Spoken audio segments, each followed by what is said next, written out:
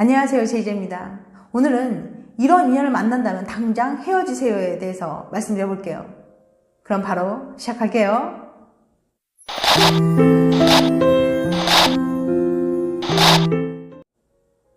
당신의 점수는? 다음 중 당신의 연인에게 들어본 말을 모두 골라보세요. 1번, 그 모임에 나가지 말라고 말했다.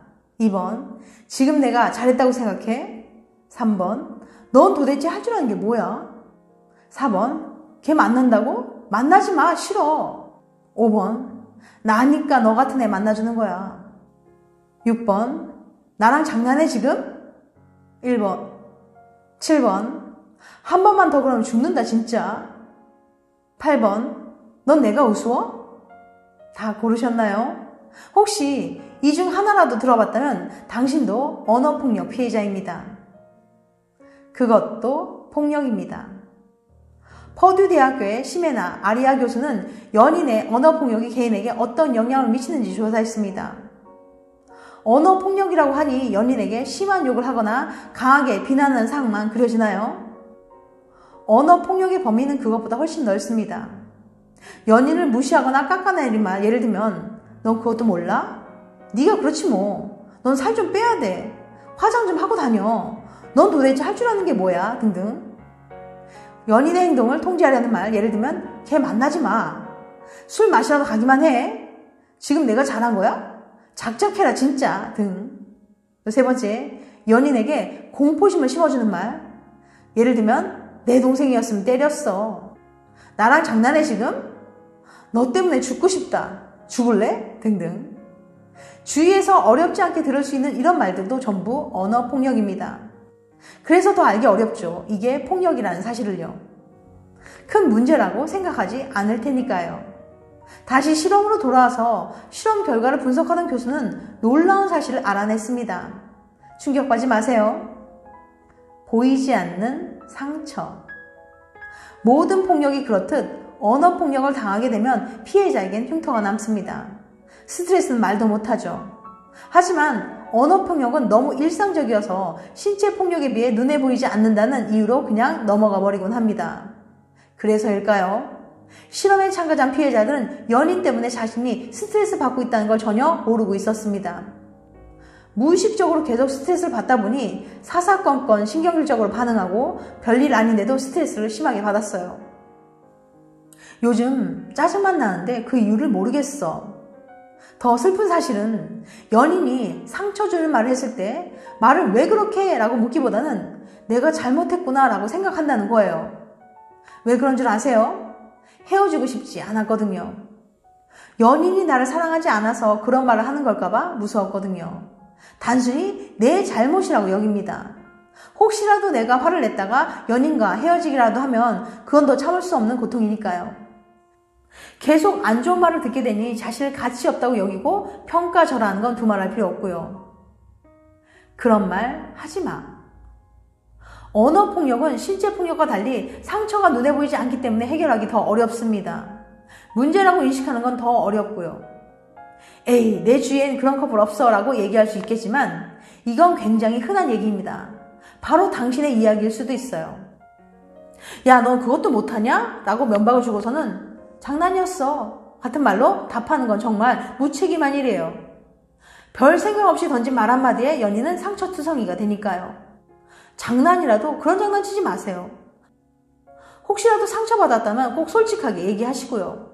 그런 말 하지 말라고, 그 말이 나를 너무 아프게 한다고, 내 마음이 무너져 내린다고 말해요. 이렇게 말해도 이해해주지 못하는 사람이라면, 오히려 더 화를 내는 사람이라면 과감히 헤어지라고 말하고 싶어요. 세상에 좋은 사람 많다는 거 잊지 마세요. 또한 지난 영상 이성에게 인기 있는 쓰레기 같은 성격 톱3를 함께 보시면 도움이 되실 것 같아요. 못 보신 분들을 위해서 여기서 간단히 소개해 볼게요.